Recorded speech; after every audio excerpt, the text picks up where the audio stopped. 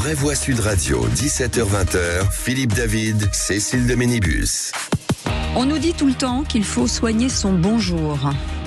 Allez, Philippe. Bonjour. Joseph. Bonjour. Ouais. Farid. Bonjour. Philippe. Bonjour. Mesdames et messieurs, bonjour. Ah, c'est beau, non? C'est beau, c'est pas mal. Tous ces bonjours. En tout cas, voilà. Bonjour à tous. On est ravis de vous accueillir encore ce soir de 17h à 19h avec Philippe David. Et autour de cette table, Farid Temsamani est avec nous, porte-parole de l'association Banlieue Plus et nos quartiers. Bienvenue. Comment ça va? Très bien, Cécile, merci. Philippe Bilger est avec nous. Ça va, vous, Philippe? De mieux en mieux. Oh, bah, écoutez, très bien. Ne montez pas trop haut, Philippe. Ne montez pas trop haut. Non, mais je vous assure, Ouais. bonheur d'être là, d'abord. Ouais. Liberté totale. Oui. Et très bien. Ravissement de l'esthétique. Voilà. Et du très bien entouré. Entouré par des chroniqueurs de haut niveau. Exactement. Et je disais, le seul syndicaliste que je supporte. Joseph Touvenel est avec nous, vice-président du Centre européen des travailleurs. Bienvenue, mon cher Bonsoir, Cécile. Joseph. Je vois que Philippe est en pleine forme. J'ai l'impression qu'il est un peu en campagne électorale. Là, Oui, quand j'écoute. oui, c'est ça. Non, mais Et pourtant, rien. Il s'est délesté d'un poids, c'est tout. Allez, Il y a juste le seul contre-touche, quoi. nos amis, c'est le moment pour vous de jouer. Voilà. Je crois que j'ai surpris notre réalisateur. Non, jamais. Mais jamais. Mais où Sur les va-t-elle? appuis, toujours. Hein. Toujours. Puisque nous allons vous offrir, et on veut toujours commencer par une bonne nouvelle, nous allons vous offrir une montre hommes et femmes de la marque Kelton. Kelton, c'est la marque icône pop de l'horlogerie française pour affirmer votre style et être toujours à l'heure, ce qui est notre cas avec Philippe. Ah oui. Et voilà, ah oui, j'adore quand il fait ça. Ah oui. Ah oui. Ah oui. Alors, pour gagner cette montre, ah oui. Ah oui. Voilà, il faut écrire Sud, SUD, pardon. Vous l'envoyez au 7 20 18. Ah oui. Et vous allez certainement tirer, en tout cas j'espère pour vous, tirer au sort. Ah oui. Et je rappelle bien Faites entendu attention, que ça va rester. demain, au micro de Patrick Roger, entre 8h15 et 8h30, 30, c'est Marion. 8h30, c'est bien. Moi, j'aime bien. C'est pas mal. Non, c'est parce que je ris bêtement. Marion Maréchal, députée européenne et présidente d'Identité Liberté et auteur de Si tu te sens Le Pen aux éditions Fayard, sera donc l'invité de Patrick Roger. En attendant, le sommaire de cette émission, les 3 millions de nouveaux documents rendus publics vendredi 30 janvier sur l'affaire Jeffrey Epstein par le ministre de la Justice américaine alimentent de nombreuses spéculations autour de plusieurs personnalités françaises. Et on vous pose cette question. Affaire Epstein, la justice doit-elle lancer une enquête sur tous les Français concernés? Vous dites oui à 95%. Vous voulez réagir? Le 0826 300 300. Moi, je dis oui et toute la vérité doit être faite. Joseph Touvenel. Ah oui, je dis oui s'ils ont touché de l'argent ou des cadeaux d'importance. Philippe Bilger. Il faut être prudent. Farid Temsamani. Oui, naturellement. Allez, et la question du soir, à moins de 6 semaines des municipales, le Sénat se penche depuis mardi sur un projet de loi sensible, l'élargissement des pouvoirs des policiers municipaux, amende pour les délits du quotidien, fouille de véhicules, usage de drones. Le texte entend renforcer nettement leurs prérogatives sur le terrain. Et on vous pose cette question. Estimez-vous que la police municipale doit avoir plus de moyens d'agir? Vous dites oui à 78%. Vous voulez réagir? Le 0826 300 300. Et moi, je dis bien évidemment et être systématiquement armé. Philippe Bilger. Oui. Farid Temsamani. Oui, forcément. Et Joseph Touvenel. Oui, s'ils sont bien formés. Voilà, on sent bien le syndicaliste. Soyez les bienvenus. Tout de suite, le grand débat du jour. Ah, Oui. mais non, il est là. Vous pensiez qu'on ne l'avait pas vu, mais il est là. Flavio, vous êtes là, en chair et en os. Il est beau, Flavio, aujourd'hui. Ah oui. Il s'est fait beau. Hein. Flavio, à 17h50, vous allez, alors bien entendu, vous avez trouvé encore une arnaque, encore une annonce qui est encore débile, puisqu'on va parler de Peugeot Laguna. Alors, il y a un truc qui va pas. Il y a un truc qui va pas. Il y a un truc qui va pas. Ah, il y a un truc qui va pas. Voilà, on a réussi à trouver, il annonce Le Bon Coin, Ouais. où une personne a réussi à avoir un véhicule, au moins 2 véhicules en un. C'est le flou total, on ne comprend rien. À la fin, on comprend. À la fin, on comprend quand même. Allez, on écoute. C'était un véhicule hybride. Oui, bonjour, je vous appelle pour la Peugeot Laguna à vendre, toujours disponible? Oui, bonjour monsieur. Oui, toujours disponible. Oui, mais c'est uniquement la Peugeot ou la Renault qui est à vendre? Oui, voilà, exactement. Vous avez tout compris, monsieur. Voilà, vous comprendrez tout à l'heure. C'est à 17h50. Flavio est avec nous et tout de suite le grand débat du jour. C'est l'image qui embarrasse la famille Lang. Jack Lang, avec l'homme d'affaires américain Jeffrey Epstein. J'ai appris les crimes abominables commis par lui, je suis tombé de l'armoire.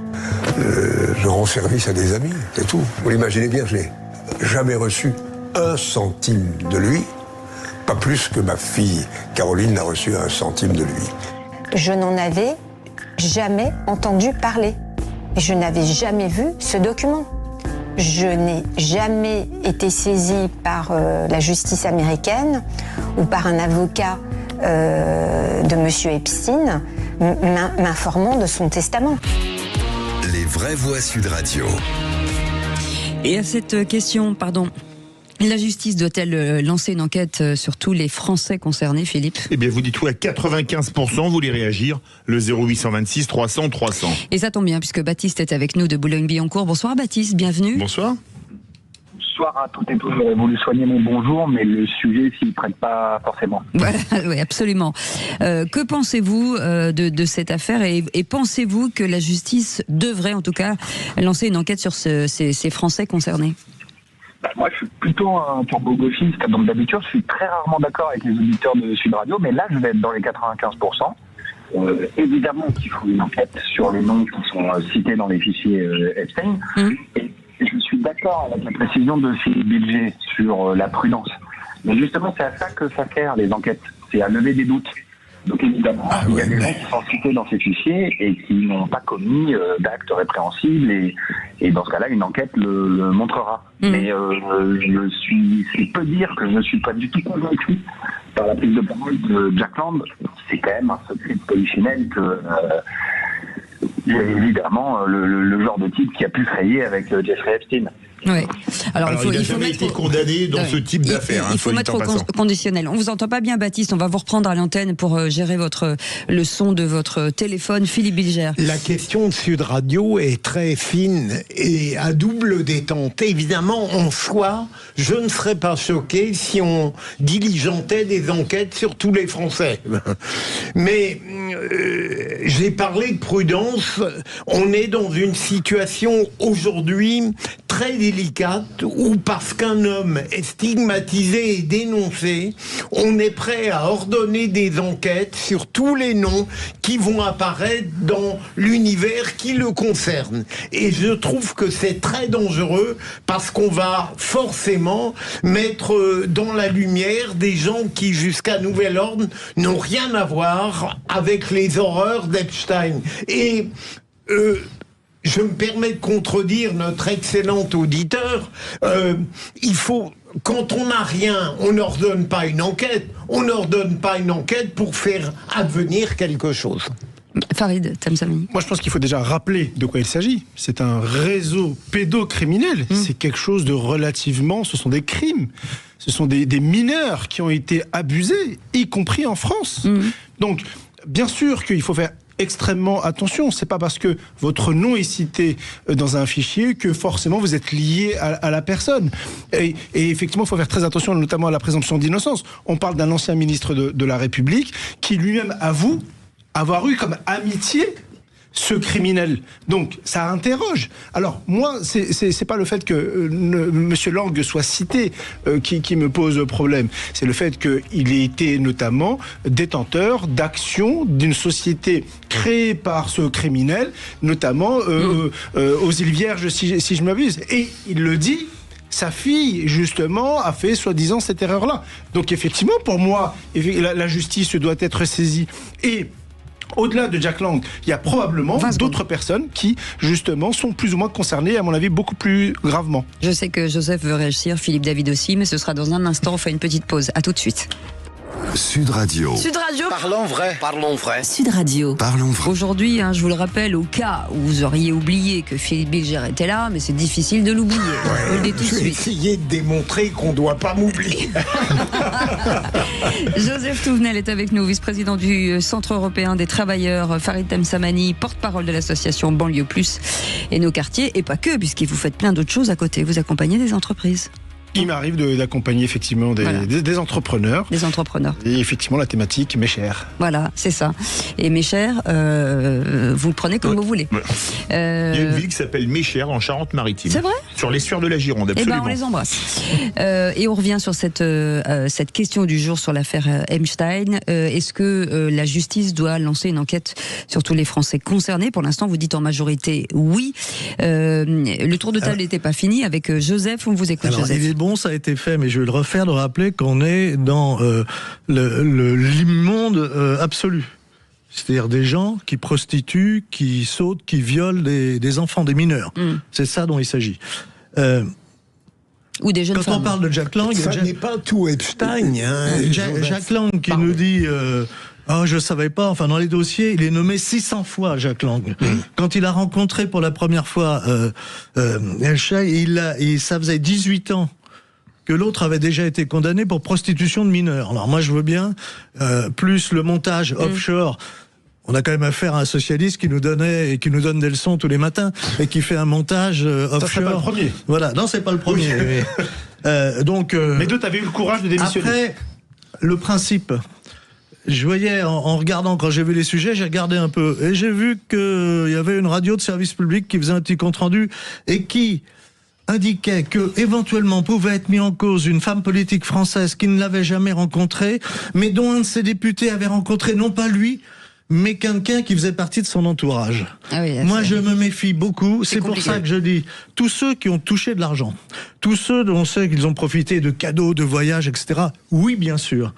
Mais faire une enquête sur tous ceux dont le nom peut éventuellement sortir, on devient dans une société qui est une société de police, de contrôle.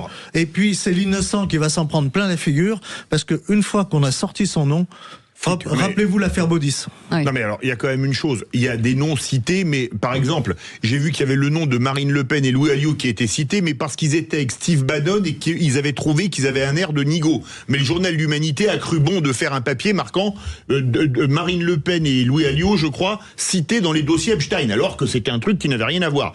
Non, c'est quand même un dossier planétaire. Je vous rappelle qu'il y a quand même 2 présidents américains qui sont mouillés, Trump et Clinton, et la First Lady, Hillary Clinton. Il y a un membre de la famille royale britannique qui a été, quand même, on peut le dire, jarté, le prince Andrew de la famille royale. Il y a la reine de Norvège. Maintenant, il y a un ancien ministre britannique, ancien ambassadeur à Washington, Mandelson, qui était lord. Alors, il va être délordisé, parce qu'il était à la Chambre des Lords, je ne sais pas si le verbe délardiser ou déseigneurisé, ou déchu, etc., va être retiré de la Chambre des Lords. C'est un truc planétaire. En revanche, quand je vois certains mails où on dit, oui, j'ai trouvé une fille de 21 ans, très jolie, etc., et qu'on dit, oh non, mais c'était pour servir d'interprète, je pense que Jeffrey Epstein, avec l'entourage qu'il avait, le fric qu'il avait, il avait besoin de personne pour trouver un interprète à Paris. Ça, c'est le premier point.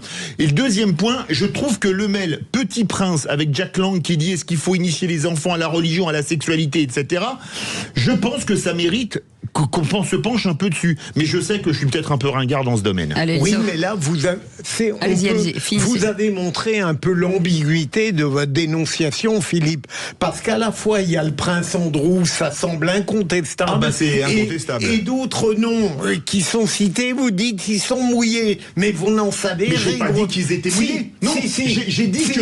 Vous avez dit les autres qu'ils étaient mouillés, les présidents américains. Ah bah oui, parce qu'il va... Attendez, vous êtes au courant de la nouvelle quand même. Bill Clinton et sa femme vont être auditionnés. Oui, d'accord. Non mais excusez-moi, mais quand vous allez 7, 8, 10 fois, Trump a pris je crois 8 fois l'avion d'Epstein. Est-ce que vous pensez pas que dans ce type d'avion, c'était pas simplement attacher vos ceintures, on décolle et on y va, et qu'ils ont rien vu qui se passait sur l'île d'Epstein? Mais bien sûr, mais dans ces cas-là, on ne sait rien de rien. Est-ce que je peux rajouter quelque chose? À l'époque, les services de renseignement français avaient suffisamment de moyens pour savoir exactement ce qui se passait du côté de l'avenue Foch, du côté de chez Epstein. Et notamment, du côté de chez Jean-Luc Brunel. Notamment celles et ceux qui venaient. Oui. Donc, moi, je demande justement à ce que, pour éviter d'éclabousser des gens gratuitement, que la justice puisse faire son travail. Et je suis persuadé que dans notre pays, puisque c'est de notoriété publique pour certains sont même élus encore aujourd'hui de certains territoires, justement que puisse la justice faire son travail. Allez, Basile est avec nous de Rouen. Bonsoir Basile. Bonsoir Basile. Bonsoir. On savait que ça serait un sujet explosif. Basile, quel est votre avis, vous, sur est-ce que vous pensez que la justice doit lancer cette enquête sur tous les Français concernés? Oui, je pense qu'il faut même aller plus loin. Il faut pas uniquement que la justice s'en mêle, mais qu'il y ait une commission d'enquête parlementaire, que la représentation nationale, prenne sa part du travail, que ce soit parce que il y a eu des noms français assez éminents qui aient été cités, membres du gouvernement, qu'il y a les questions de financement de partis politiques aussi. Donc là, c'est une affaire qui permettrait aussi de se tourner vers les victimes ou potentielles victimes encore inconnues. Donc c'est pour moi indispensable. Mmh. Alors, moi je note juste une chose, c'est que l'interview qu'a accordé Jack Lang, il n'a pas un mot de compassion pour les victimes. C'est peut-être le plus choquant. Moi je pense qu'il ment. Mais peut-être que j'ai tort, mais quand il arrive, c'est lui, il était au courant de rien, et aucun mot de compassion pour ces gamins qui se sont fait violer, et ces gamines. En tout cas, il manque de crédibilité. Oui. Non mais faut quand même être sérieux, j'y reviens. Quand je dis que vous pouvez pas aller régulièrement plusieurs fois comme le couple Clinton ou comme Trump sur l'île d'Epstein et ne rien voir du tout, à mon avis c'est pas possible. Et comme disait très justement Farid dans l'affaire Jean-Luc Brunel, qui a eu d'ailleurs, c'est bizarre, ils se suicident tous dans des cellules prévues contre le suicide, et même quand il y a des caméras comme dans la prison new-yorkaise d'Epstein, les caméras tombent en panne le jour de leur suicide. Alors dire ça aussi, oui, je suis complotiste quand même. Oui. Là, vous savez, je sais pas, c'est comme le suicide avec 2 balles dans la nuque. C'est du rarement vu, quoi. Vous voyez ce que je veux dire? Et c'est pour ça que cette histoire, à mon avis, est un tel scandale. Mais je pense qu'on a une chance, c'est que ça se passe aux États-Unis et qu'aux États-Unis ils n'ont pas les pudeurs de gazelle de la France et que tout risque de sortir. On a le temps là encore. Ce qui me paraît très grave dans votre attitude, Philippe, c'est que vous jouez sur du velours répugnant.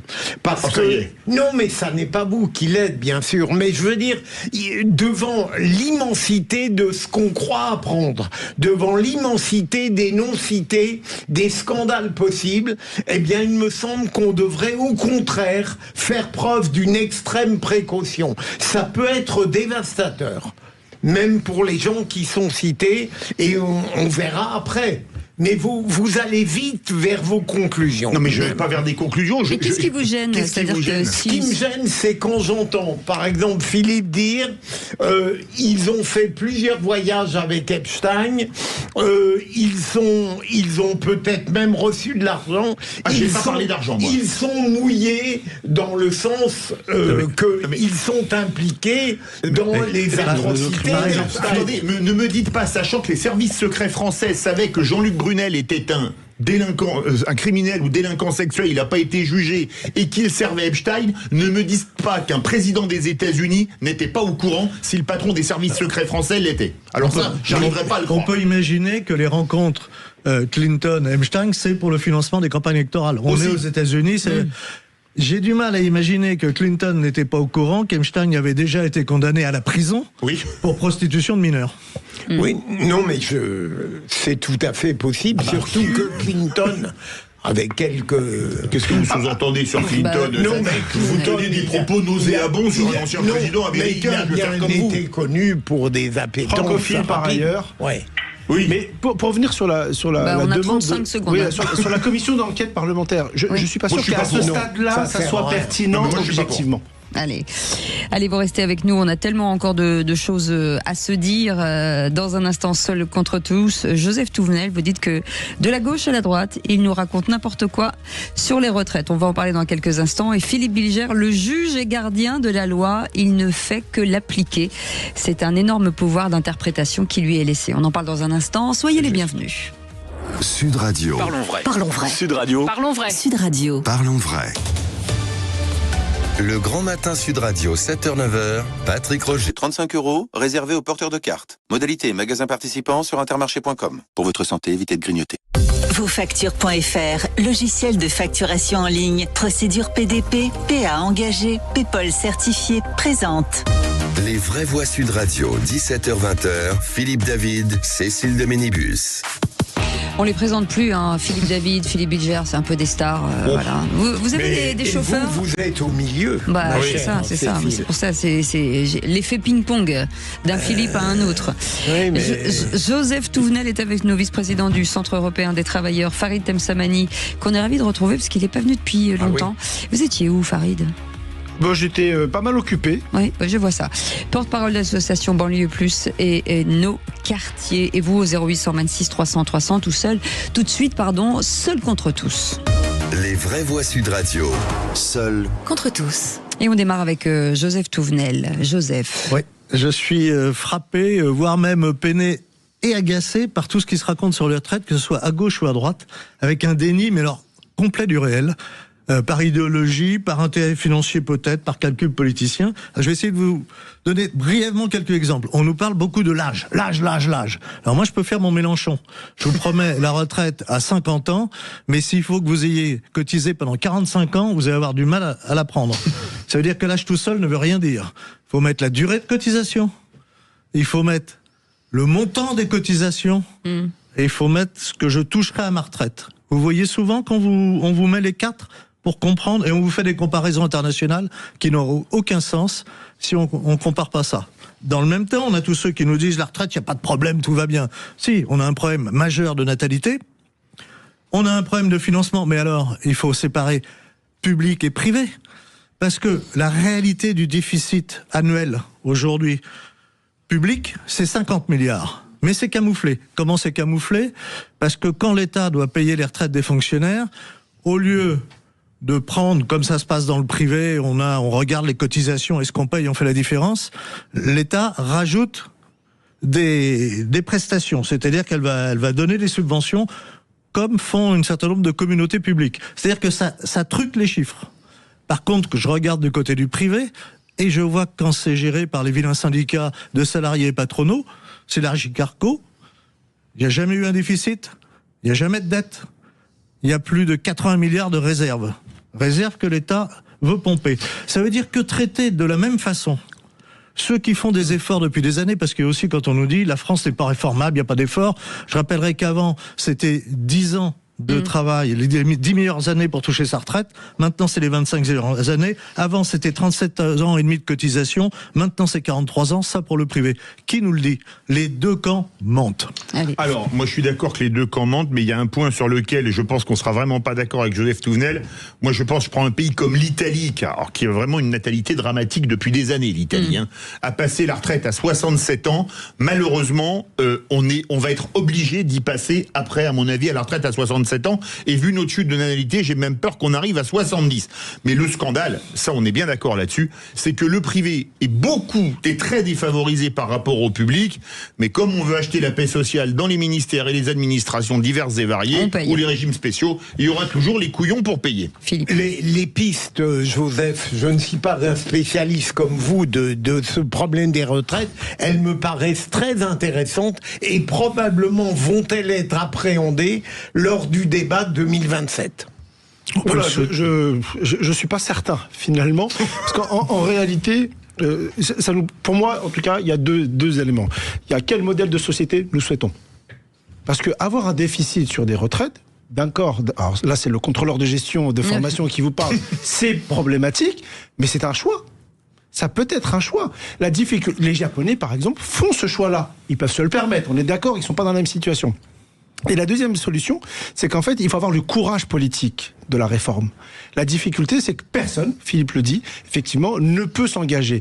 Et moi, je ne suis pas de ceux qui vont taper soit sur les fonctionnaires, soit sur le privé. Pourquoi ? Parce que les fonctionnaires, lorsqu'ils font ce choix-là, et d'être moins bien traités d'un point de vue économique, parce que lorsque vous vous engagez dans la fonction publique, vous acceptez l'idée que potentiellement vous touchez beaucoup moins d'argent à un niveau de compétence égal que dans le privé, à la condition qu'effectivement, à la retraite, potentiellement, il y a une sorte de rattrapage. Parce qu'il faut quand même rappeler que dans le privé, quel est le montant des pensions de retraite pour les gens qui partent dans le privé, qui sont issus du privé ? C'est à peu près, je suis pas certain de mon chiffre, mais à peu près 50% de ce que l'on percevait finalement en activité. Donc peut-être que Joseph nous dira le chiffre exact. C'est en moyenne 1272 € voilà, par mois. La moyenne donc, des retraites, 1272 € pour le privé. Ça, quel est le modèle de société ? Moi, je suis pas de ceux qui vont jeter la pierre sur celles et ceux. Effectivement, il y a un problème de société. Vous avez des gens qui perçoivent des retraites extrêmement confortables parce qu'ils ont soit travaillé en conséquence, soit qu'ils l'ont préparé. Et puis vous en avez d'autres, et là c'est beaucoup plus dangereux, qui étaient beaucoup plus faibles lorsqu'ils étaient en activité, et donc du coup avec des retraites qui sont misérables, comme ça a été rappelé. Il vous reste 40 secondes. Philippe, il a fait exactement l'erreur que j'indiquais. Il a dit en Italie 67 ans. Combien d'années de cotisation? Si je ne m'aime pas par rapport, la France est un des pays d'Europe, si ce n'est le pays d'Europe, où il faut cotiser le plus longtemps pour avoir le droit à la retraite. Allez, vous pouvez pas répondre, Philippe, on n'a pas le temps. J'aurais pu vous laisser répondre. Ouais, j'aurais pu, mais j'ai pas envie. En fait, j'ai pas envie. Vous aurez votre retraite un peu avant, Philippe, vous inquiétez pas. Bon, je bats en retraite. Ouais. Ah non, elle était bonne. Non, elle était bonne. Elle est limite. C'est pas la meilleure, mais elle est pas mal. Philippe Bilger. Alors, le premier jugement qui a condamné sévèrement Marine Le Pen a appuyé cette sévérité particulière en disant qu'elle avait eu un comportement assez provoquant et qu'elle n'avait pas eu une ligne de défense acceptable. Les réquisitions dans le procès en appel ont très justement éliminé l'exécution provisoire en disant qu'on n'avait pas le droit d'aggraver une peine parce que le moyen de défense déplaisait. Mais comme l'a dit Cécile tout à l'heure, l'un des avocats généraux a dit cette phrase: le juge est le gardien de la loi et il n'a qu'à l'appliquer. Je trouve que c'est très discutable parce que ça laisse penser que le magistrat, en l'occurrence l'avocat général, n'a pas un immense pouvoir d'interprétation et d'analyse. Et je pense que les deux avocats généraux auraient eu toute latitude, par exemple dans leur réquisition, pour concilier à la fois le droit, la répression, c'est très clair, et le fait qu'il fallait tout de même permettre, de mon point de vue, à Marine Le Pen de pouvoir se représenter. Ils avaient la possibilité de le faire, ils pouvaient interpréter la loi comme ils l'entendaient, ils ne l'ont pas fait. Philippe. Et ils sont pourtant brillants, talentueux. Hein. Alors moi je crois que c'est un jugement, enfin et le jugement n'est pas rendu. Hein. Non. C'est un procès qui n'est pas un procès politique, puisque ce sont des faits délictuels avérés a priori, mais le réquisitoire et surtout les peines données seront éminemment politiques, quel que soit X, parce qu'elles auront des conséquences énormes pour la prochaine présidentielle. Moi, je ne suis pas du tout surpris que les jurés, je ne serais pas surpris que les jurés condamnent plus durement Marine Le Pen, parce que son entourage a évidemment fait ce que font toujours les politiques quand un d'entre eux est touché, ils ont été solidaires.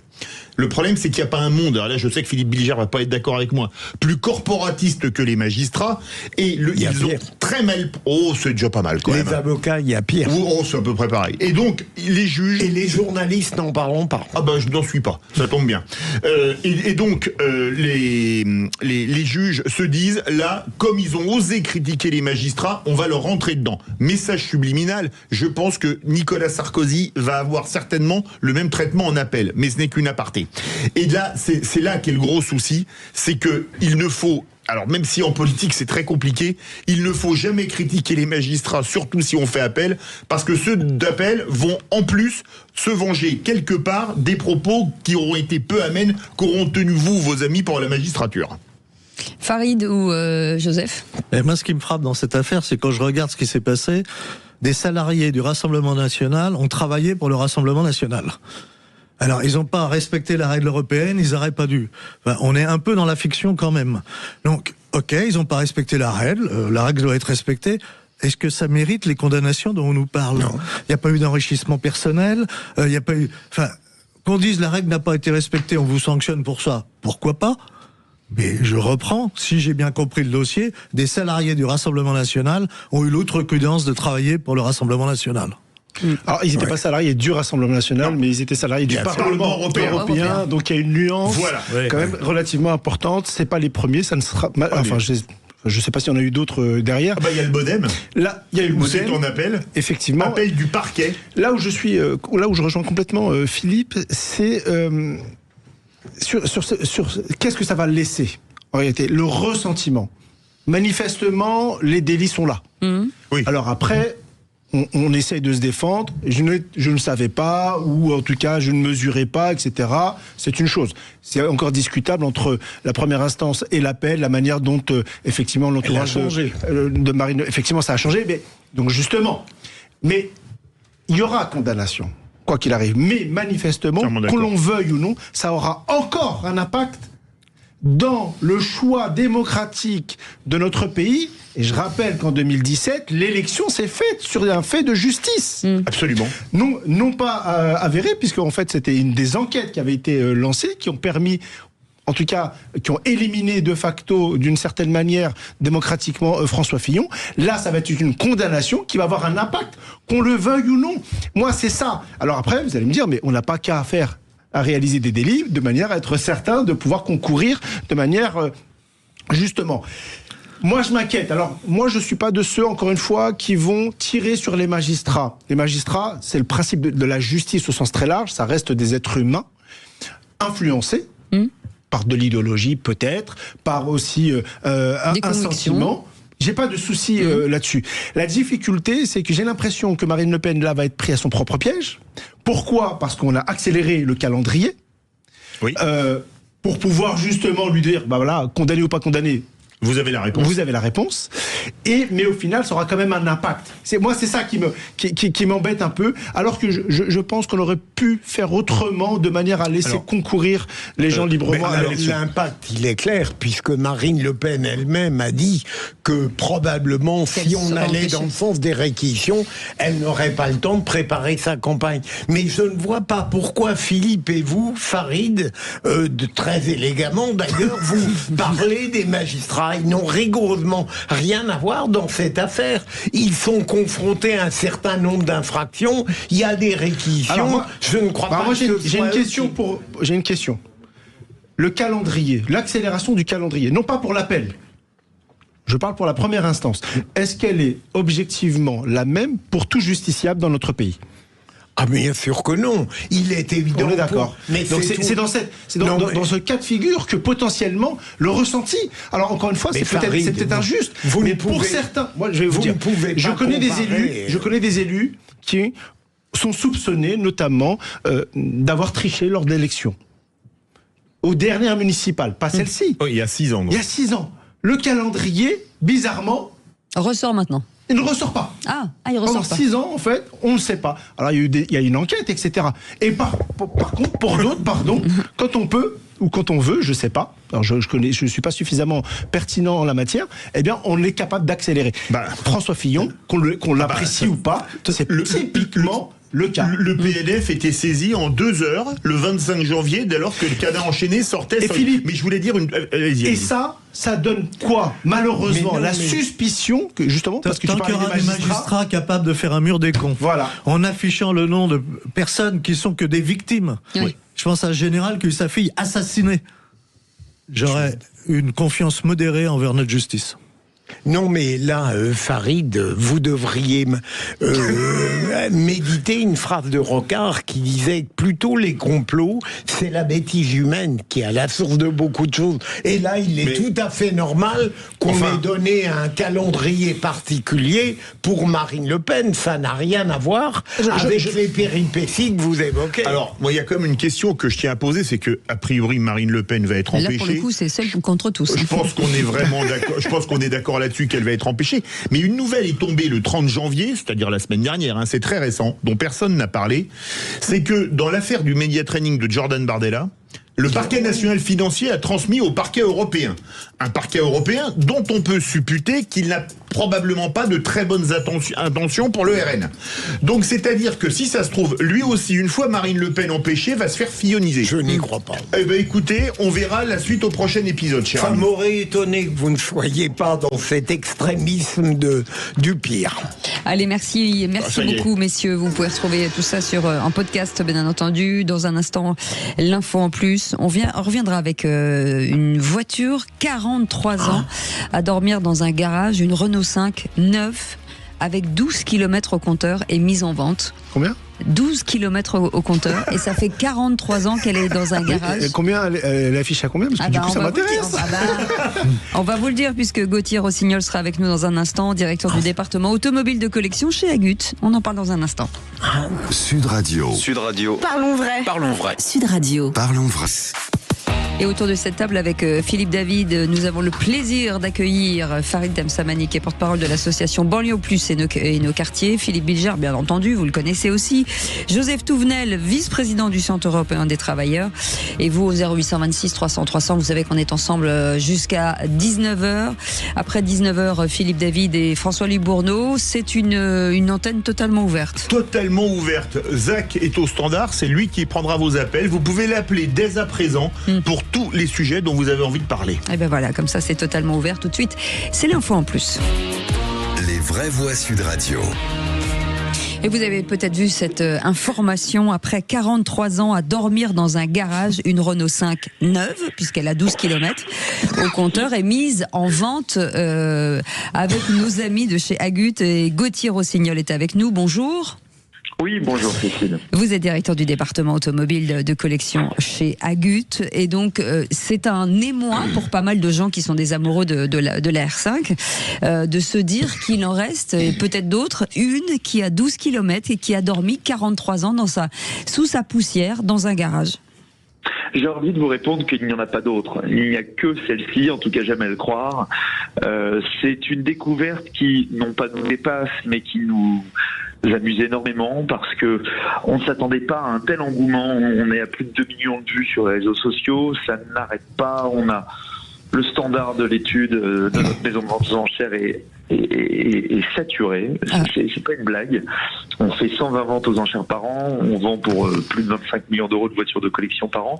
Et c'est une Renault 5 TL expertisée entre 5 000 et 10 000 euros qui suscite le plus d'enthousiasme en ce moment. Donc c'est rigolo et ça nous fait très plaisir. Voilà. Mais ça veut dire que vous dites, là vous nous devez donner une estimation, mais ça veut dire que ça peut monter à combien ? J'ai envie de vous rappeler, je ne sais pas si vous étiez là, mais il me semble, au départ du Tour Auto, parce que Agut est la vente officielle du Tour Auto, la première fois que nous l'avons fait, c'était sous la nef du Grand Palais éphémère à l'époque, et on avait présenté une 2 chevaux qui n'avait que 9 km, qui était neuve, un peu dans le même cas que celle-ci. Les parties n'avaient jamais été percées pour mettre les plaques d'immatriculation, elles étaient dans le coffre, et on a vendu cette voiture estimée entre, à l'époque, 50 000 et 70 000 euros, c'était déjà important comme estimation. On l'a vendu plus de 150 000 euros. Ah oui, quand même. Donc, cette voiture, écoutez, je ne suis pas l'acheteur, je ne peux pas vous dire qu'on va la vendre 30, 40, 50 000 ou peut-être tout simplement que 15 000 euros. Mais ce qui est très clair, c'est qu'on a des appels des États-Unis, on a des appels du Japon, on a des appels de France et de Navarre, de toute l'Europe. C'est vraiment assez lunaire. En tout cas, on a un appel de Sud Radio avec Farid qui est avec nous, Farid Temsamani, qui me dit mais moi je veux l'acheter cette voiture. Oui, moi je suis collectionneur. Ça fait même tousser, c'est dingue.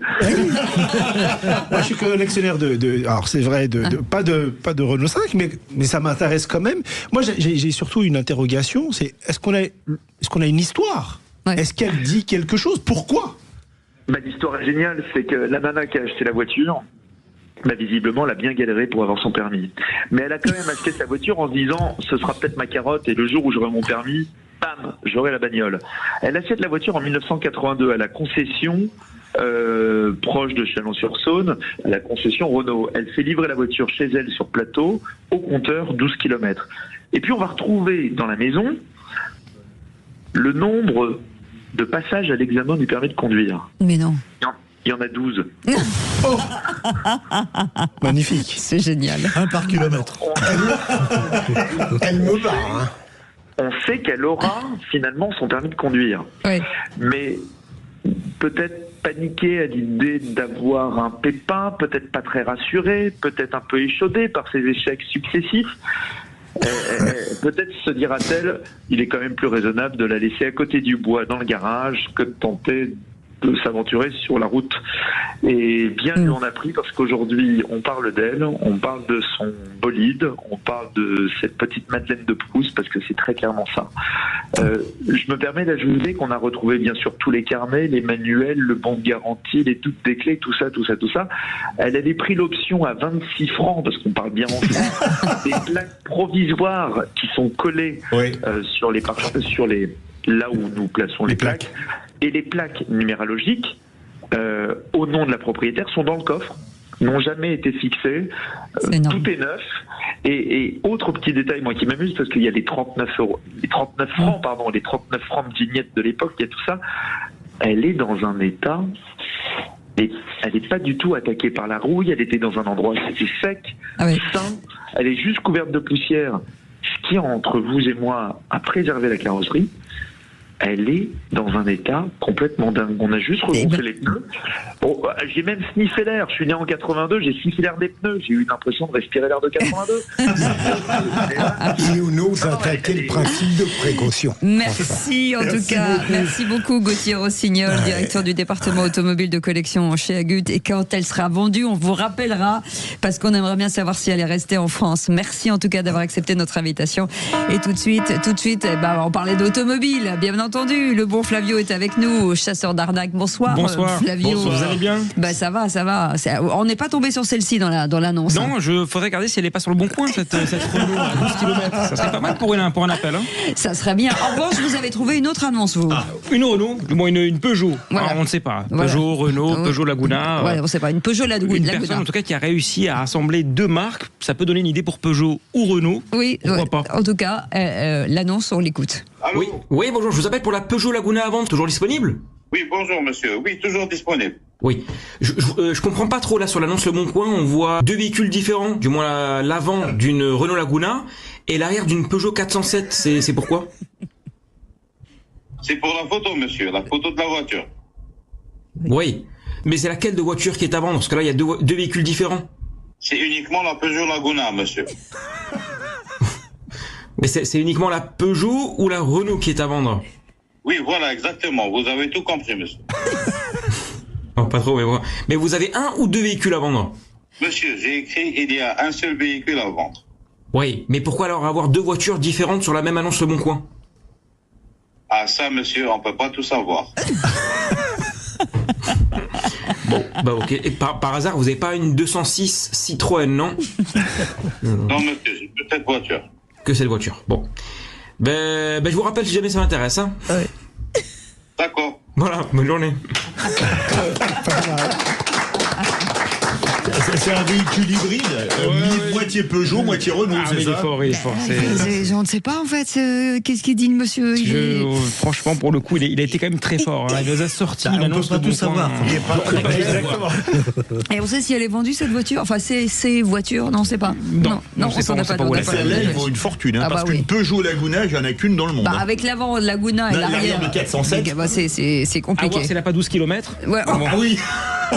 Rappelez-moi le monsieur de chez Agut. Faut rappeler Gauthier Rossignol. On a quelque chose de là, on doit faire en or. On prend une commission, les vrais voix.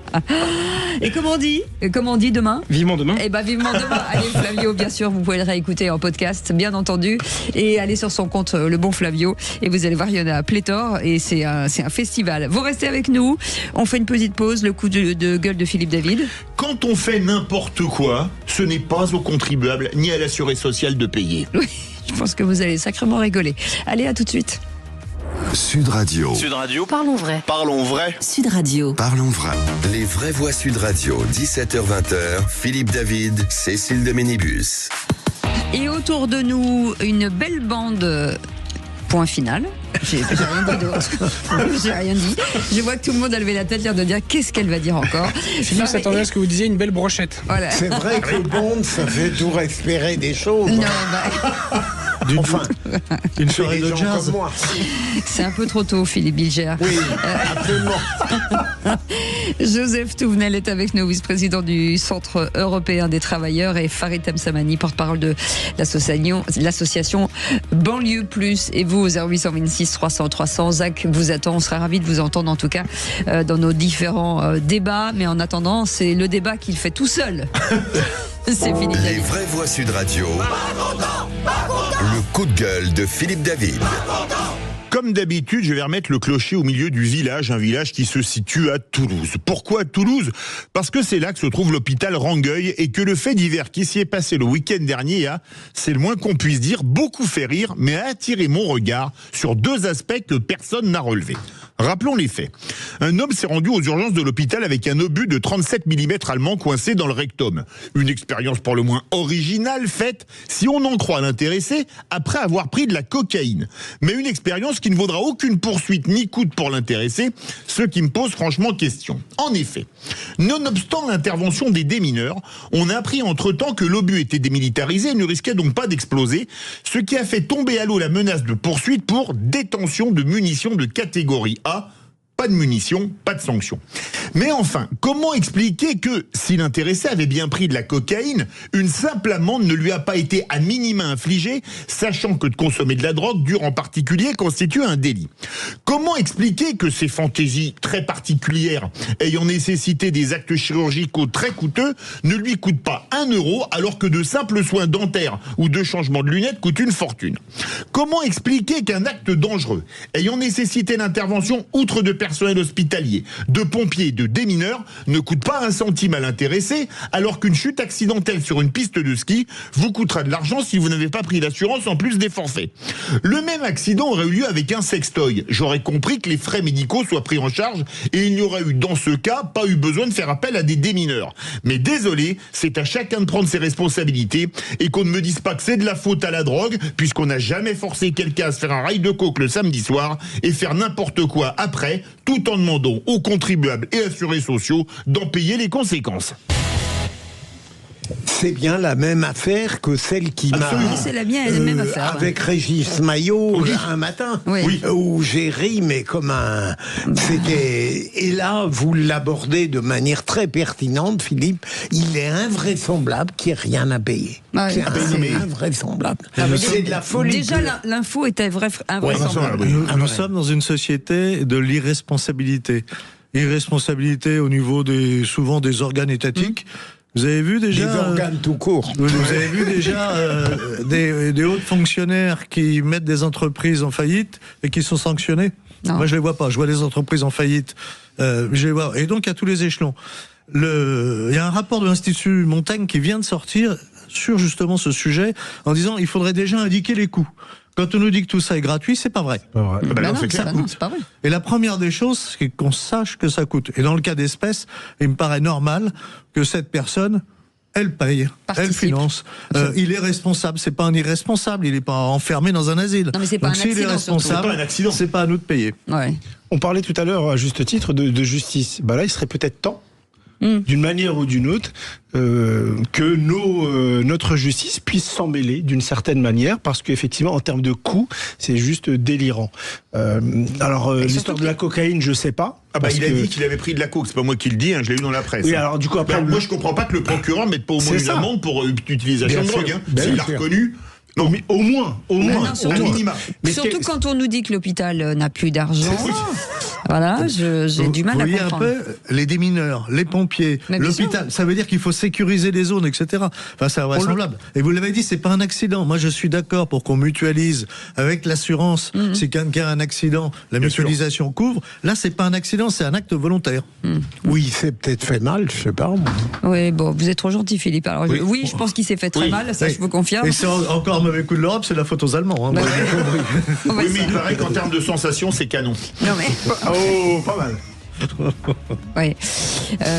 Ok. On a sorti l'artillerie lourde là. Droit au but. Droit au but.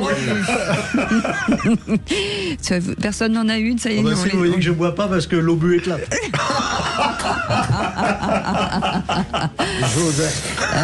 Peut-être qu'avec votre coup de gueule, Philippe, peut-être que le procureur mettra au moins un PV. Voilà, peut-être. Ça me semblerait être la moindre des choses. Évident. Ouais, ça me paraît évident. Sachant que pour dépasser de 5 minutes le parc-mètre, on vous met un PV. J'y ai goûté il y a pas longtemps, voilà quoi. Y compris à Toulouse. Oui. Vous avez des revendications, c'est le moment. Ça va passer dans le podcast, donc gardez-les. Allez les amis, dans un instant, un de nos auditeurs sera nommé ministre, bien entendu, et ensuite le qui c'est qui l'a dit. Allez, à tout de suite, soyez les bienvenus. Sud Radio. Sud Radio. Parlons vrai. Parlons vrai. Sud Radio. Parlons vrai. Et autour de cette table, Philippe Bilger, Joseph Touvenel, Farid Temsamani, Philippe David, bien entendu. Et tout de suite, et si vous étiez ministre ? Les vraies voix Sud Radio, si j'étais ministre. Qu'est-ce que je vais devenir? Je suis ministre, je ne sais rien faire. Eh bien, vous êtes ministre depuis 5 secondes. Roland de Saint-Étienne est avec nous. Bonsoir, monsieur le ministre. Bonsoir, monsieur le ministre. Bonsoir les vraies voix, bonsoir à tous. Vous êtes donc, mon cher Roland, ministre de la Jeunesse, et donc on a envie de vous entendre sur votre première prise de parole et peut-être une proposition à nous faire. Bien sûr, moi j'ai détaillé en fait ce programme comme ministre de la Jeunesse en 7 points. Donc si vous pouvez me laisser commencer, notamment sur l'égalité des chances dès le départ, qui pour moi me paraît le nerf de la guerre. Notamment, je pense qu'il serait indispensable d'investir massivement dans les quartiers défavorisés et les zones rurales. Ça me paraîtrait indispensable pour lutter contre l'autocensure et la discrimination à l'embauche et dans l'éducation. Après, je pense aussi qu'il sera important pour l'emploi d'une meilleure rémunération et protection des stages et alternances. Quand on voit qu'un stage est rémunéré en moyenne entre 5 et 600 euros et qu'il faut attendre 3 mois pour une rémunération, cela, ça me paraît un petit peu désuet. Et le logement, pour moi, est vraiment le gros point noir. C'est vrai qu'un étudiant, quand il veut partir notamment de son foyer familial, c'est vrai que le point noir, c'est vraiment le logement. Et moi, je trouve qu'il serait indispensable de pouvoir aller sur un logement automatique. Moi, je serais vraiment sur un pass logement jeune qui serait qu'on a un logement dès nos 18 ans pour permettre de faire ses études dans de très bonnes conditions. Ouais. Ça me paraît vraiment indispensable avec notamment ce qu'il faudrait mettre en place un réseau national de logements publics et privés conventionnés avec l'État, ou que l'État aussi se porte garant automatiquement avec des loyers plafonnés et une priorité aux zones tendues. Je pense que pour en finir avec la précarité résidentielle, c'est vraiment très important. Et enfin, peut-être une dernière chose, ça serait aussi notamment sur la santé mentale. Je pense qu'aussi, il faudrait préconiser entre une tranche d'âge entre 18 et 25 ans, notamment d'avoir des psychologues gratuits et accessibles pour tous les jeunes, pour notamment être dans la prévention du burn-out scolaire, de l'anxiété et de l'isolement. Il faut savoir qu'un étudiant, quand il rentre chez lui le soir, il peut être aussi loin de sa famille, il peut avoir une santé mentale extrêmement dégradée. Donc je pense que ça serait vachement aussi important. Et peut-être une dernière chose, si vous me permettez, ça serait aussi sur l'engagement et l'écologie. Parce que c'est vrai que c'est quelque chose qui est important en 2026, mais on ne donne pas assez de sens par rapport à ça. Et je pense qu'il serait important, notamment dans le soutien de l'engagement associatif, citoyen et écologique, et de faire de la transition écologique une opportunité d'emploi, car c'est un métier d'avenir, et non pas une punition. Donc voilà un petit peu ce que je ferais, Roland, ministre de la Jeunesse. Eh ben, dites donc, vous avez bien bossé, monsieur le ministre. Projet impressionnant, franchement. Franchement, c'est tellement impressionnant que moi, si j'arrive au gouvernement, comme chef de gouvernement, je commence à supprimer le ministère de la Jeunesse.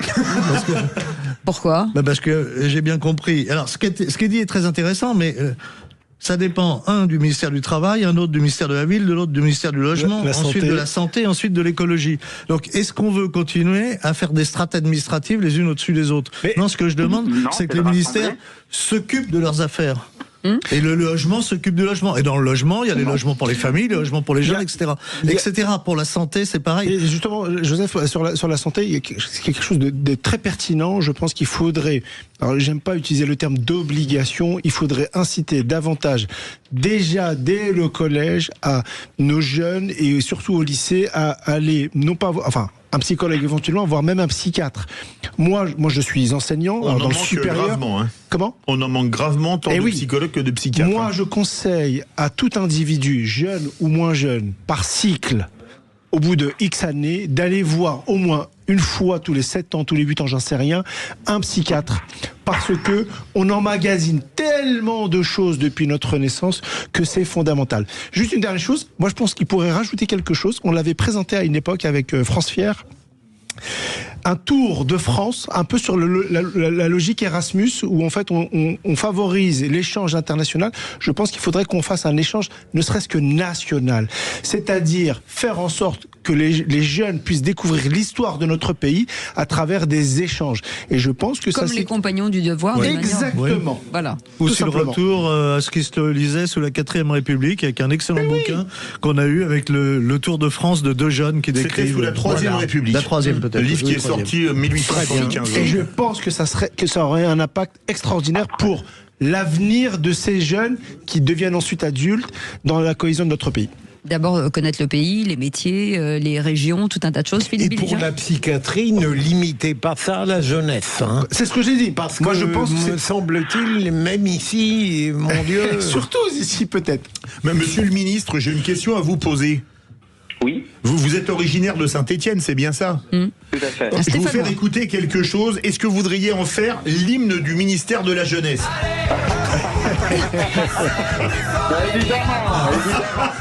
Évidemment.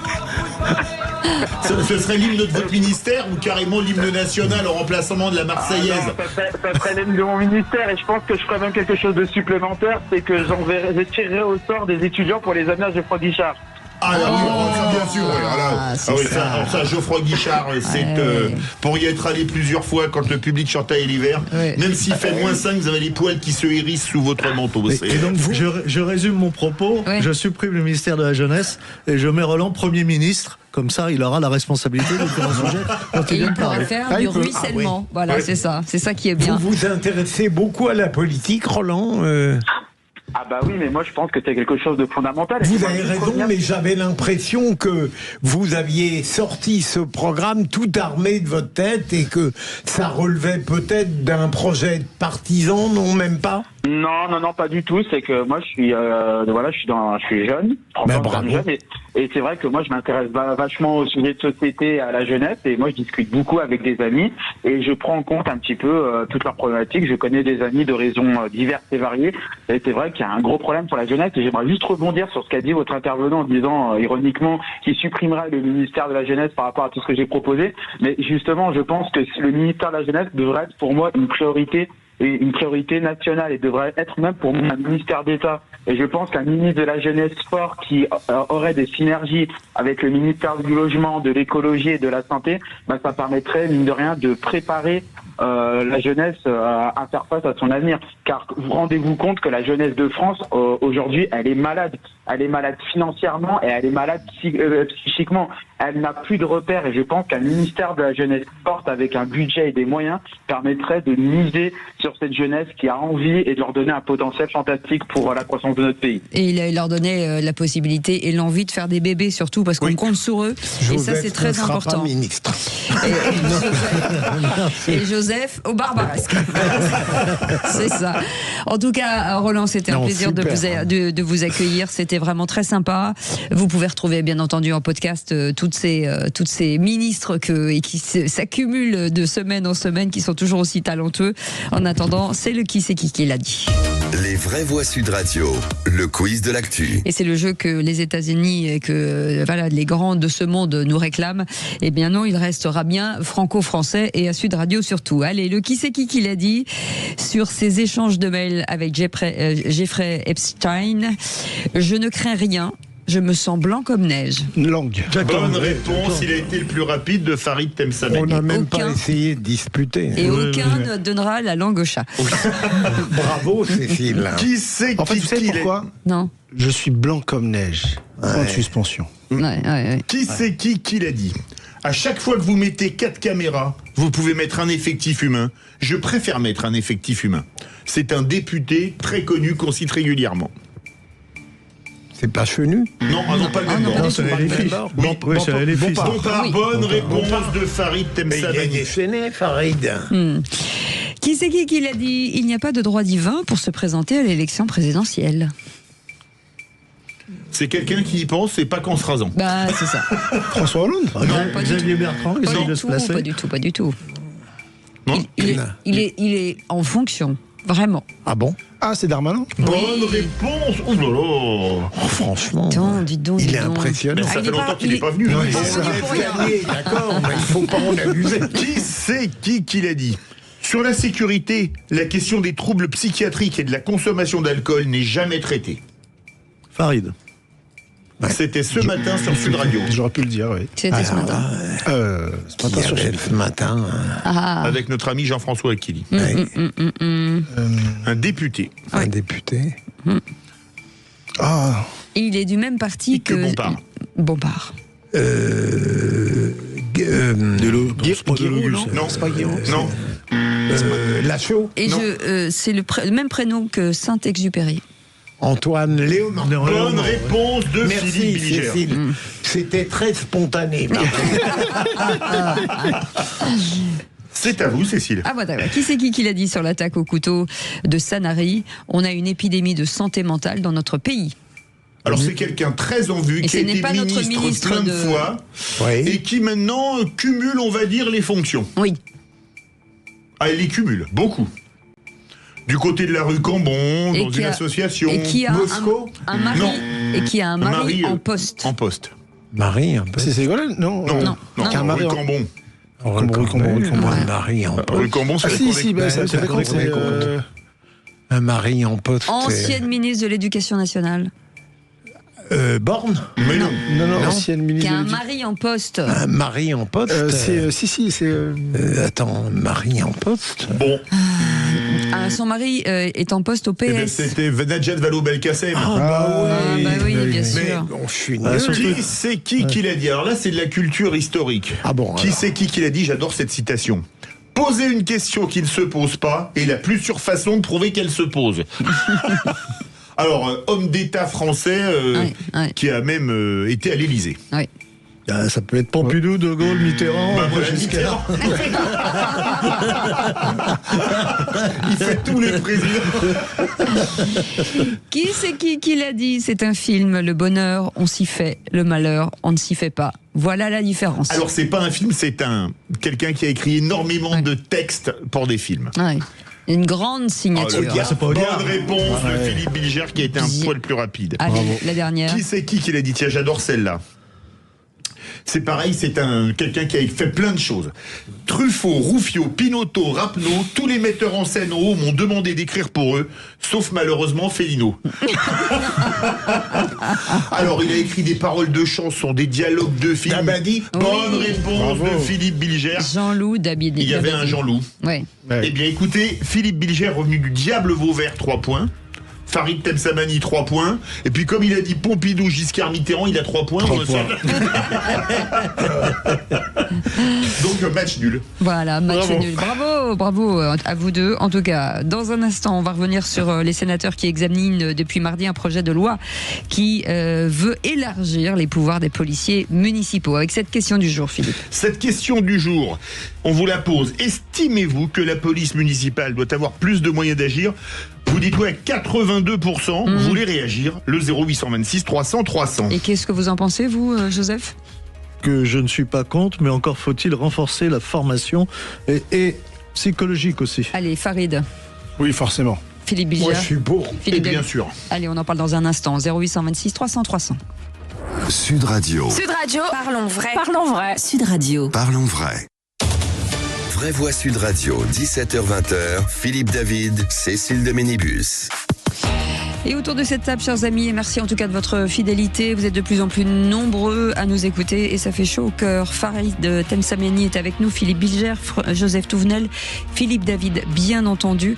Et on va revenir sur cette information, les sénateurs qui examinent depuis mardi un projet de loi qui vise à élargir les pouvoirs des policiers municipaux, Philippe. Et on vous pose cette question, estimez-vous que la police municipale doit avoir plus de moyens d'agir? Eh bien, vous dites oui à 82%, vous voulez réagir? Le 0826 300 300. Et tout de suite la question du soir. Les vraies voix Sud Radio. Et nous sommes avec René qui nous appelle de Toulouse. Bonsoir René, bienvenue sur Sud Radio. On est ravis de vous accueillir. Bonsoir aux auditrices, aux auditeurs et ce brillant plateau.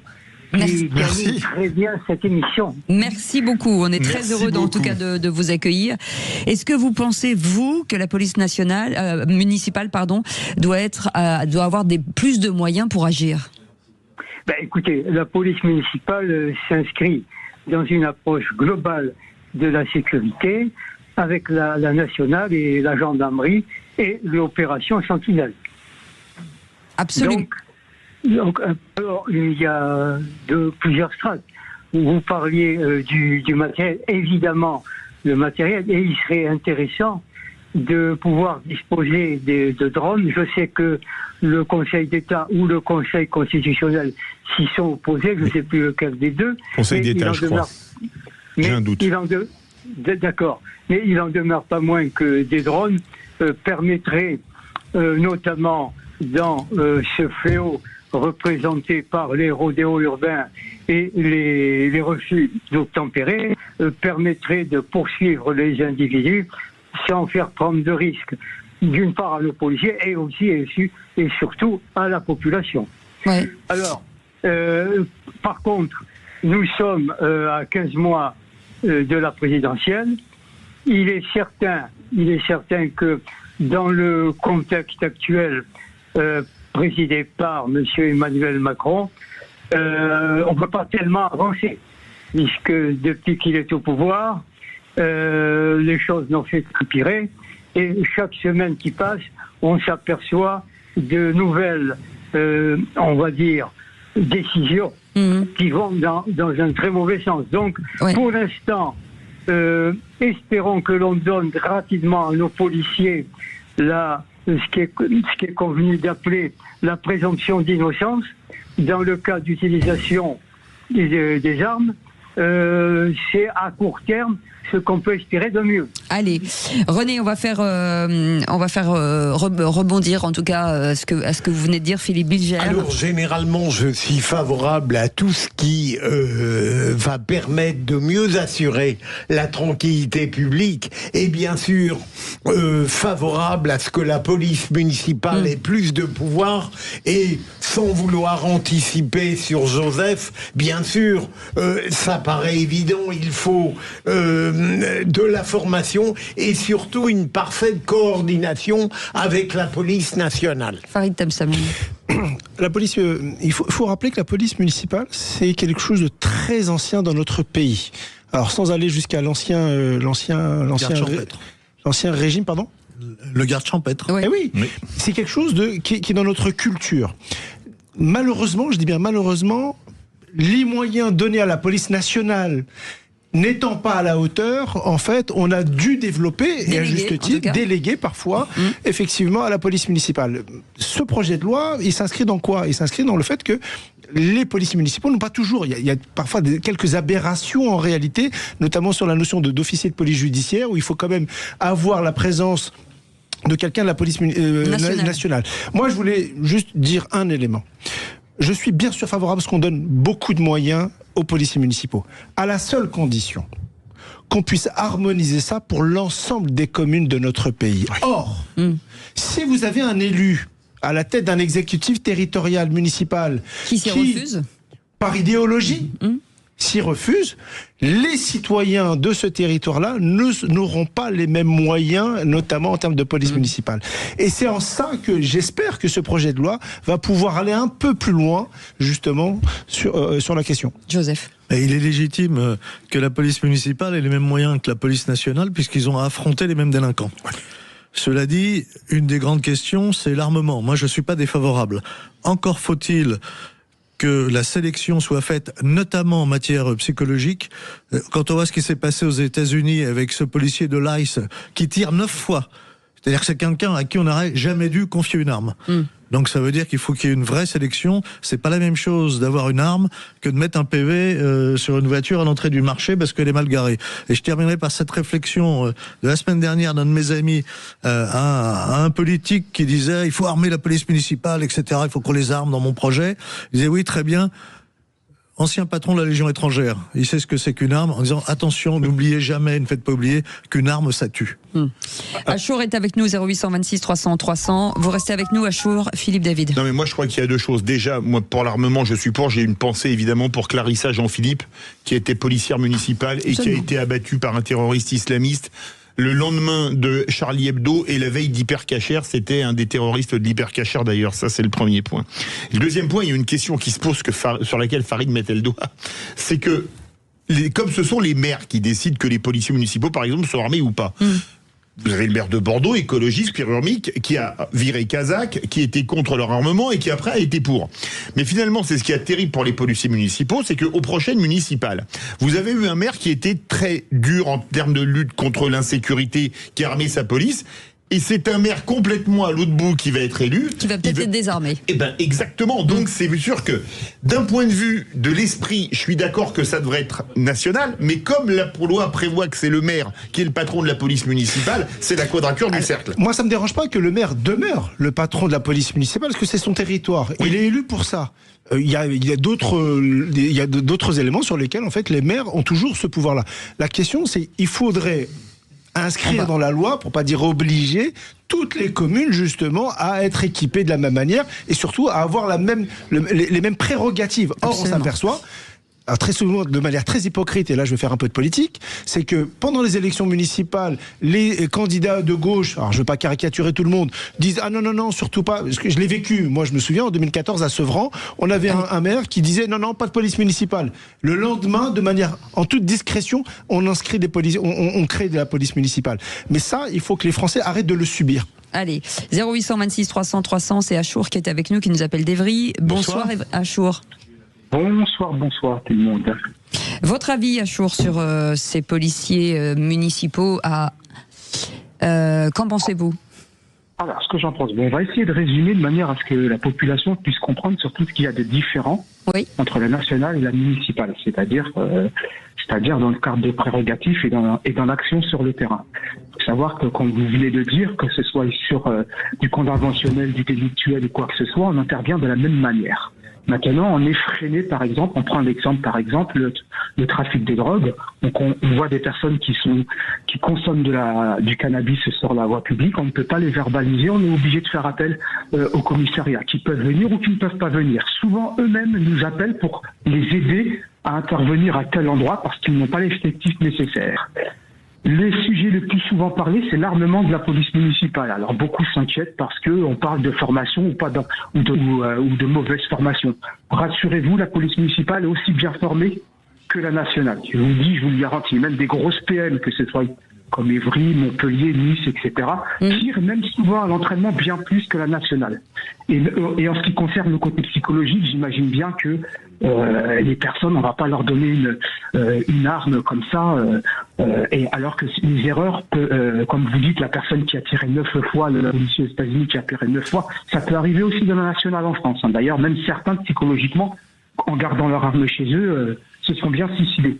D'accord ? Maintenant, vous avez mis en avant le fait que le maire est décisionnaire et utilise sa police municipale comme bon lui semble. Déjà, la base de la police municipale, sachant qu'on est censé lutter sur la tranquillité, salubrité, sécurité, tout ça sur la commune, on a souvent des faits qui font que moi je travaille dans une commune en tant que policier municipal de 7000 habitants, c'est autour des 7-8 000, ça grandit au fur et à mesure. On est souvent sujet à des dépôts sauvages, souvent sujet à des problèmes liés à la vitesse sur la commune, parce qu'on a souvent des routes qui sont très étroites, tout ça est limité à 30 et certains déboulent à 50. Le problème lié au stationnement, véhicules abandonnés, tout ça. On nous demande des administrés qui nous appellent parce que les véhicules roulent trop vite ou ne respectent pas les stops en face de chez eux. Donc oui, c'est pour ça que beaucoup de gens disent la police municipale, à part dresser des contraventions, ils ne savent rien faire d'autre. Voilà, c'est ce qu'on entend souvent. Mais oui, mais bon, on nous demande de le faire. Maintenant, oui, ce qu'il faudrait pour être vraiment en complément de national, pour avoir plus de prérogatives, ça après, c'est pas moi qui le décide, c'est pas les maires, il faudrait qu'en fait, la décision soit préfectorale, nationale, c'est-à-dire toutes les polices municipales seront obligatoirement armées.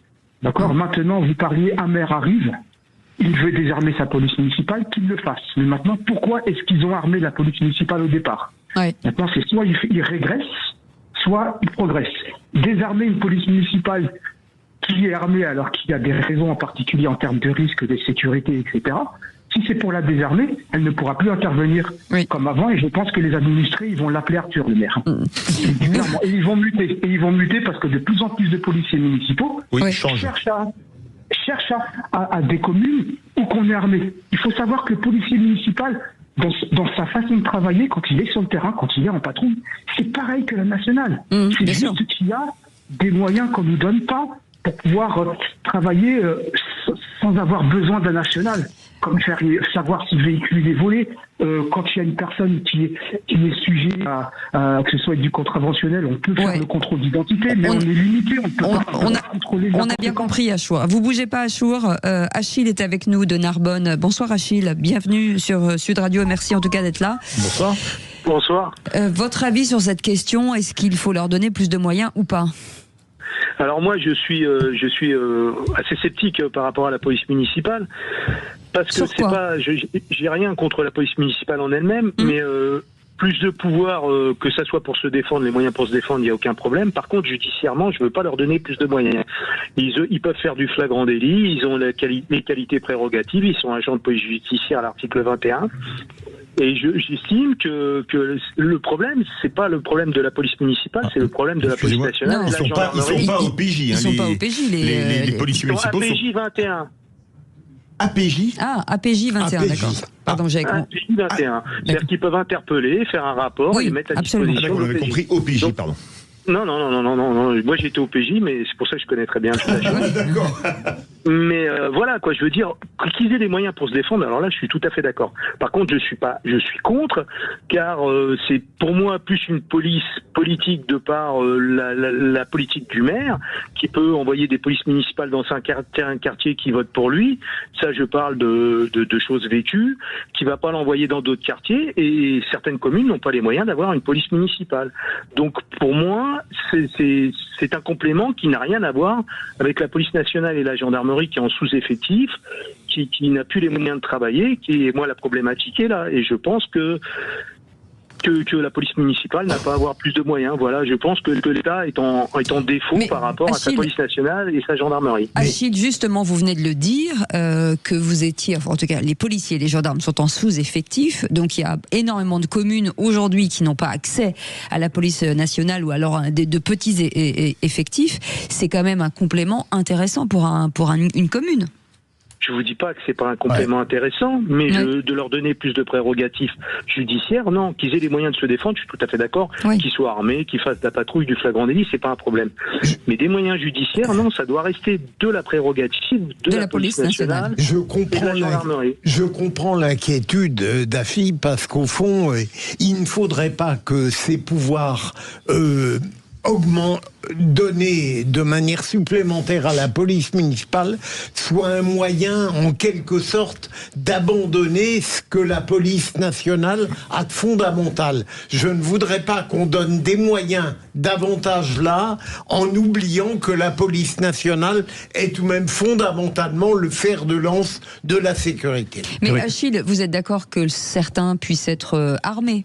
Ou même ça, c'est pour vous, c'est compliqué? Ah non, attention, armés, je suis d'accord. Ils font des patrouilles, ils ont le droit de se défendre, ils font du flagrant délit, mais pas de prérogatives supplémentaires au niveau judiciaire. Voilà, parce que ça va poser forcément un problème. Ça va, à un moment donné, il y a une superposition, en tout cas, c'est très compliqué. Achille met le doigt sur le problème de fond, c'est le désengagement de l'État, qui au lieu de rester sur le régalien, veut tout faire. Le régalien, c'est la sécurité, et donc police municipale, parce que la police nationale n'est pas en nombre suffisant, n'a pas les moyens, etc. Ça pose d'énormes problèmes. Et ça a été dit, budgétaire, il l'a très bien dit, il y a des communes qui n'ont pas les moyens. Merci beaucoup Achille, en tout cas, merci beaucoup René et Achour pour leur témoignage. Vous restez avec nous dans un instant, là, qui est la phrase du jour. La phrase du jour, mon cher Philippe, c'était une phrase Sarah, qui est auditrice Sud Radio et professeure ce matin au micro de Jean-François Aquili dans La Vérité en face, qui revenait bien sûr sur l'enseignante poignardée à Sanary-sur-Mer. On en parle dans un instant, à tout de suite. Sud Radio. Parlons vrai. Parlons vrai. Sud Radio. Parlons vrai. Sud Radio. Parlons présente. Les vraies voix Sud Radio, 17h-20h, Philippe David, Cécile de Ménibus. Et c'était la dernière scène de Farid Temsamani, de Philippe Bilger, de Joseph Tournel dans ce remake des vraies voix version mercredi, on est quand mercredi. Déjà? Oui. Oh là, ça passe vite le temps. Il n'y a pas école, c'est pour ça qu'ils viennent. Ah, c'est peut-être pour ça. Justement, concernant l'enseignante poignardée à Sanary-sur-Mer, Sarah, c'était une auditrice ce matin sur Sud Radio et professeure au micro de Jean-François Aquili dans La Vérité en face. Écoutez. Les vraies voix Sud Radio. Vous avez été confronté vous-même Ah oui, moi j'ai été attaquée au moins 5 fois en 15 ans depuis que je suis dans l'Académie de Nîmes. Mais si vous voulez, personne ne bouge. Moi j'adore les déclarations du ministre et tout, mais en fait on est complètement lâché par notre hiérarchie. On est complètement lâché par notre hiérarchie, Philippe Bilger. J'ai l'impression, mais je ne tire pas de conclusion décisive de mon impression, que ça change un tout petit peu. Parfois de manière grotesque, c'est-à-dire lorsqu'il y a une agression de professeur, on a tout un état-major, le préfet, le ministre, tout ça, qui se déplacent et qui n'ont pas une grande efficacité, plus évidemment la cellule de soutien qui là est utile pour une fois. Et donc je crains que cette dame, avec son pessimisme, ait raison. Elle a été agressée 5 fois. Oui, Joseph. Alors, ce qui est triste, c'est l'agression. Ce qui est intéressant, c'est de voir comment on nous l'a présenté. Au départ, on nous dit, bon, il y a eu une agression, elle est poignardée, c'est très grave, etc. Et on comprend pas parce que tout ça était calme, cet enfant était pas repéré, etc. Et puis on gratte un peu et on apprend qu'il y a eu des rapports, il n'y en a pas eu un, il y en aurait plusieurs. C'est-à-dire que c'est la chape d'opium, c'est ce que disait cette enseignante. Si celle qui s'est fait poignarder a fait plusieurs rapports, comme on nous dit maintenant, qu'a fait la hiérarchie ? Rien. Elle a fait que pas de vague, surtout pas de vague. De toute façon, il est là, mais l'année prochaine, la patate chaude sera passée ailleurs. Au lycée. Et ça, c'est une grande responsabilité de la hiérarchie. Parce qu'il n'y a pas d'influence politique qui roule le jeu. C'est ça qui m'intéresse. Oui, alors ça ça. Farid. C'est le pas de vague dans cette institution que je connais trop bien, malheureusement. Que ça soit les agressions des élèves, des étudiants, que ça soit le management qui est mis en place, où on a des suicides dans l'éducation nationale, on a des collègues qui, on parlait de santé mentale tout à l'heure, qui en arrivent à se donner la mort, mais c'est le pas de vague. Et moi je prédis, et je pèse mes mots, l'éducation nationale va être le scandale France Télécom dans les années à venir. Et tous les ministres qui passent aujourd'hui, je n'utiliserai pas ce mot-là, mais on est dans un pas de vague, on est dans une institution où il faut que ça reste à l'intérieur. Avec un couvert. Il ne faut surtout pas que ça sorte. Et tout le monde se protège, tout le monde sort les parapluies. Et on parlait de justice également tout à l'heure. Moi, je souhaite que la justice, et elle le fera de plus en plus, puisse se mêler des affaires éducatives parce que il est anormal que des collègues aillent travailler avec la boule au ventre. Ou se mettent en maladie pour ne pas aller travailler, soit dit en passant. Mais on comprend mieux en entendant Sarah pourquoi aujourd'hui on trouve plus d'enseignants et qu'on est obligé de faire des recrutements en une demi-heure dans un entretien d'embauche sans queue ni tête. Mais quand même, une chose, on disait souvent qu'à l'époque, l'armée, c'était la grande muette. Moi, quand on voit l'omerta qui règne dans l'éducation nationale, je me demande si la plus grande muette qu'il y ait, et pourtant elle n'a pas de secret d'État en particulier, c'est pas le ministère de l'Éducation nationale plus que le ministère des Armées. Merci beaucoup, en tout cas, Farid Temsamani, porte-parole de l'association Banlieue Plus. Merci Philippe Bilger, qu'on retrouve vendredi. Ma chère Cécile. Joseph Touvenel, vice-président du Centre européen des travailleurs. Philippe David, dans un instant, avec notre ami François Libourneau, avec tous les sujets sont sur la table, j'ai envie de dire. Tous les sujets sont sur la table, ça appelle déjà beaucoup. Alors évidemment, vous voulez parler de la fin de vie, puisque les députés ont approuvé ce matin en commission la création d'un droit à l'aide à mourir. Ce sujet, vous avez fait énormément réagir il y a 2 semaines, et ça réagit beaucoup. Ça a beaucoup réagi suite à ce vote. On va parler également, vous voulez en parler, tous les appels sont les bienvenus, bien sûr, des refus d'obtempérer, avec 10 policiers blessés ces derniers jours, c'est terrifiant. Et on parlera également des bars dans les villages. Est-ce que c'est leur fermeture qui fait monter le RN ou est-ce que c'est complètement autre chose? Tous les sujets sont les bienvenus, un seul numéro, le 0826 300 300. Et je remercie Max, Antonin, Zach, François-Louis et Antoine, bien entendu. Et on se retrouve demain avec Philippe David à partir de 17h. Et en attendant, le Bitcoin est-il vraiment une monnaie? Eh bien, Thomas Binet vous répond dans un instant, les incontournables de la crypto-monnaie. Salut, à demain.